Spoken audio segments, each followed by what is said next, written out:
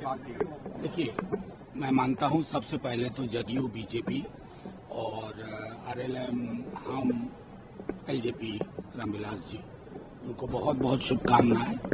बिहार की बेहतरी के लिए कुछ ब्लूप्रिंट तेजस्वी जी ने सामने रखा था, पलायन, नौकरी, और जो बिहार का हिस्सा बना मानस का, उस पर काम करें। हमारी जो भी संख्या है असेंबली में, हम उस संख्या के आधार पर लगातार मूल्यांकन करते रहेंगे। बहरहाल, जब एक इतना बड़ा मैंडेट मिलता है किसी गठबंधन को, तो अपोजिशन बाहर भी होता है और मैंडेट के अंदर भी एक अपोजिशन की संभावना रहती है। ये मैंने 2010 में भी देखा था। बहरहाल, मैं समझता हूं त्वरित टिप्पणी, त्वरित मूल्यांकन नहीं करना चाहिए।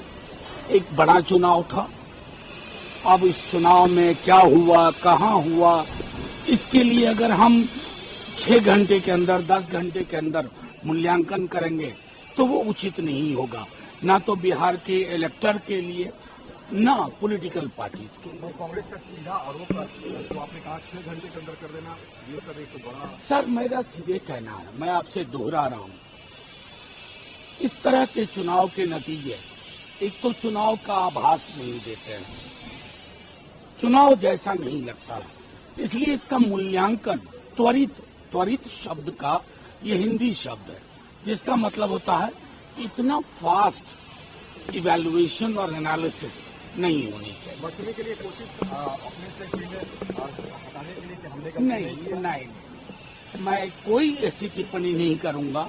मेरा मानना है कि बिहार की जनता ने, बिहार की हमारी आवाम ने, और मैं दोहरा रहा हूं, तेजस्वी जी यही हैं, मुद्दे यही हैं।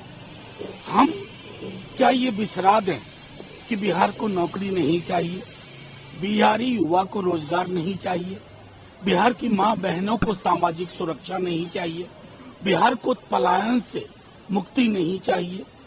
ये मुद्दे ज्वलंत मुद्दे रहेंगे। चुनाव के नतीजे हमारे पक्ष में नहीं है, इसलिए मैं इसके अलावा कोई टिप्पणी नहीं। तेज प्रताप यादव ने कहा कि एनडीए को बधाई दी, बड़ी तेजस्वी को लेकर उन्होंने कहा था पहले भी। मैं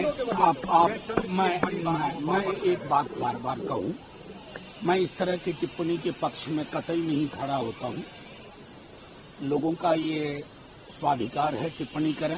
मैंने गंभीरतापूर्वक एक विश्लेषण आपके समक्ष रखा है।